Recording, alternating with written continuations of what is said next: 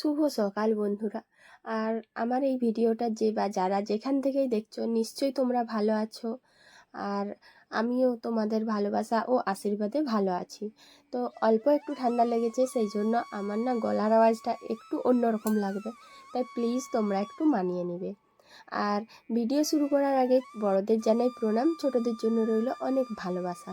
তো দেখো বন্ধুরা, এই যে সকালবেলায় বাসন কিছু ধুয়ে নিয়েছি, তারপরে এখন কাচা ধোয়া করে নিচ্ছি। আর এই যে এখন মিলতে চলে গেছি, আর এই কাচা ধোয়ার কাজটা না অনেক সকালেই আজ করে নিলাম। তো সকাল সকাল জামা কাপড়গুলো কেচে করে বাইরে মিলে দিচ্ছি। আর বাইরে যখন জামা কাপড় মিলতে গেছি দেখলাম যে কাকিমাও মিলছেন। তো দুজনে মিলে একটু দাঁড়িয়ে কিছুক্ষণ ধরে জামা কাপড় মিললাম, আর সঙ্গে একটু কথাবার্তা গল্পও হয়ে গেল। আর এটাই তো হয়, আলাদা করে কোনো সময় কথা বলা যায় না, তো কাজের সময় দেখা হলো যখন, তাই কাজ করতে করতে একটু কথাও বলা হয়ে গেল।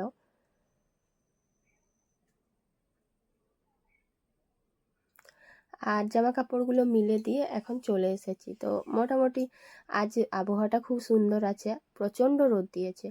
তো রোদ দিচ্ছে, আবার কোনো সময় বৃষ্টিও কোনো দিন হচ্ছে। বৃষ্টির তো ছাড়ই ছিল না, এই দুদিন একটু কম হয়েছে, কম বলতে গেলে নেই বৃষ্টি, কিন্তু গরমটা না প্রচণ্ড। তো যাই হোক, জামা কাপড়গুলো কেচে নিয়েছি, আর বাসনও আগে মেজে নিয়েছিলাম। তো সকালের বাসি কাজকর্ম করে এখন রান্নাটা করছি। আর রান্নাও অনেকটা এগিয়ে নিয়ে এসেছি। তো দেখো, আজকে রান্না বলতে এই যে কুলে শাকের তরকারি, কুলে শাক বলতে কুলেখাড়া যে বলা হয় না, ওইটা শাকটা শুধু তরকারি করা হয়েছে। আর এটার সঙ্গে আলু সর্ষে দিয়ে চচ্চড়ির মতো তরকারি হয়। এই কুলে শাকের না অনেক উপকারিতা আছে। তো এটা যারা খাও বা যারা যে প্রয়োজনে খাও নিশ্চয়ই তোমরা জানো, অনেকেই জানো এটার অনেক উপকারিতা রয়েছে। আর এদিকে করে দিচ্ছি ঝিঙে আলু পোস্ত। আর যেহেতু বৃহস্পতিবার, তো আজকে তো নিরামিষ আমাদের বাড়িতে। তো সেই জন্যই ডিম মাছ মাংস বা অন্যান্য আমিষ কিছুই করা হয়নি। তো আজকে যেহেতু নিরামিষ খাবার, সেই জন্য এই রান্নাগুলোই করা হচ্ছে। আর রান্না করতে করতে আমি যখন একবার অন্যদিকে গিয়েছিলাম, এসে দেখি ছেলে আমার কি কাণ্ড ঘটিয়েছে। ও তো ভেবেছে গ্যাস জ্বলছে, তাই খুন্তি নিয়ে রান্না করছে। আর ও বলল, মা তুমি কেন রান্না করলে, আমি এই তরকারিটা রান্না করতাম। তো আমি তো দেখে অবাক ছেলের কথা শুনে। তো ছেলে আমার রান্না বান্না করতে শিখে গেছে, রান্না করে দিচ্ছে, আমার তো সব দুঃখ দূর হয়ে গেল। আমার আর কোনো দুঃখ রইল না। কি বন্ধুরা, ঠিক বললাম তো? ছেলেমেয়েরা যদি সব শিখে যায়, তাহলে মায়েদের আর দুঃখ কিসের রইল? সব দুঃখ দূর হয়ে যায় এটা দেখলেই। সেই যতটাই কাজ করুক না করুক, সে যদি সব কিছু শিখে যায়, এটাই তো আমাদের খুশির বিষয়। আর ছেলে আমার এই বয়সেই দেখো খুন্তি নাড়তে চলে এসেছে। এদিকে তার আগুনে যে হাত পুড়ে যেতে পারে সেই জ্ঞানটা নেই। তো যাই হোক, ওকে ওখান থেকে আমি তাড়িয়ে দিলাম যে যা, অনেক কিছু করেছিস, আর এখন যদি আগুনে হাত টাত পুড়ে যায় বা গরম করা হয়ে পুড়ে যায়, তো আমাকেই পরে আবার পস্তাতে হবে। তাই ওকে ওখান থেকে পাঠিয়ে দিলাম বলে একটু রেগে টেগে চলে গেল। আর দুদিকে তরকারি দুটো আমি নামিয়ে নিয়েছি, ভালো করে এখন ঢাকা দিয়ে রেখে দিচ্ছি, কারণ কিছুক্ষণ পরে খাওয়া দাওয়া হবে। আর এই যে, এটা কি বলো তো বন্ধুরা, কামরাঙা। তো সেদিন তো অনেক কামরাঙা তুলে এনেছিলাম, আর সবার বাড়িতে বাড়িতে দিয়ে দিয়েছি, তারপরও না অনেক কামরাঙা রয়েছে। তো নিজেদের বাগানে এত কামরাঙা তুললাম, একদিনে যদি না করা হয়, তো এটা কীরকম একটা কথা। সেই জন্য আজ করব কামরাঙার চাটনি। আর দেখো, কামরাঙাগুলো না অনেক বয়স হয়ে যাচ্ছে, ওই জন্য পুরো বীজগুলো বড় বড় হয়েছে। কামরাঙাগুলো কি সুন্দর দেখতে, ছোট ছোট লাগছিল, কিন্তু অনেক দিন ধরে গাছের মধ্যে রয়েছে, আর খেয়াল করিনি, সেই জন্য এত বড় বড় বীজ হয়ে গিয়েছে। কিন্তু কামরাঙাগুলো বেশ মানে নরম কচি কচিই রয়েছে। তো যাই হোক, এখন আমি কামরাঙাটার আচার করব। আচার বলতে যে বেশি দিন স্টক রাখবো সেরকম না, ওই চাটনি বা আচার যেটাই হোক না কেন, একদিনের মতো।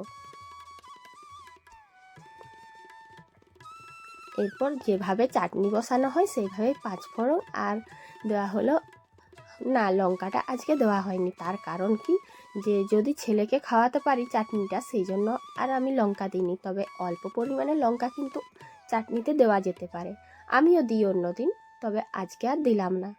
আর একটু ভেজে নেওয়ার পরে তার মানে পাঁচফোড়ন আর তেল দিয়ে কিছুক্ষণ নেড়ে দেওয়ার পরে যেই না গরম হলো, তখন আমি কামরাঙাটা দিয়ে দিলাম। এরপর অল্প হলুদ নুন দিয়ে ভালো করে ভেজে নেব। তারপর যেমন চাটনি করা হয় সেই রকমভাবে ওটাতে জল দিয়ে একটু সেদ্ধ করে আমি চিনি দিয়ে দিচ্ছি। ব্যাস আমার কামরাঙার চাটনিও হয়ে গেছে। আর রান্নাবান্না শেষ করে এসে আমি এখন বাড়ির সমস্ত নোংরাগুলো শেষ করছি। আর বাড়ির নোংরা কিভাবে শেষ হবে, এখানে ফেললে সেখানে, সেখানে ফেললে ওখানে, এইভাবে তো এক জায়গার জিনিস আর একভাবে রইবে।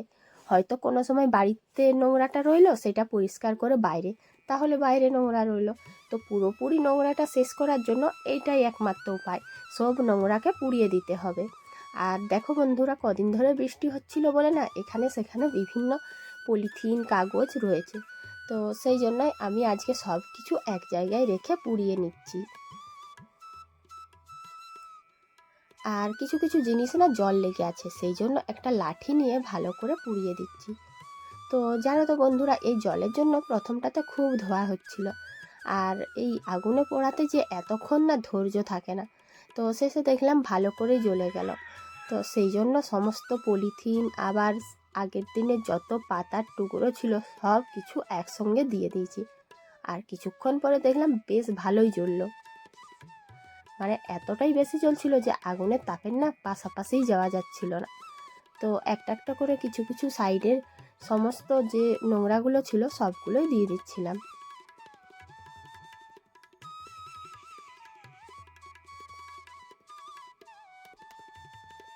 আর ছেলে শুধু রান্নাবান্না শিখে গেছে আমাকে সাহায্য করছে তা না, ছেলে তো মনে হচ্ছে অনেক বড় হয়ে গেল, কারণ যেই না আমি আগুনের মধ্যে এইগুলো পোড়াচ্ছিলাম, তো ও বলল আমি পুড়িয়ে দিচ্ছি।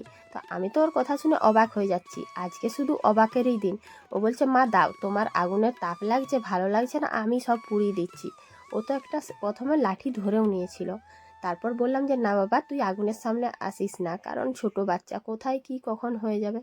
তো ও তো ছাড়ার পাত্র নয়, শেষমেশ আমার সামনে এসে বারবার আগুনের দিকেই এগিয়ে যাচ্ছে আর লাঠি দিয়ে ও খোঁচাচ্ছে।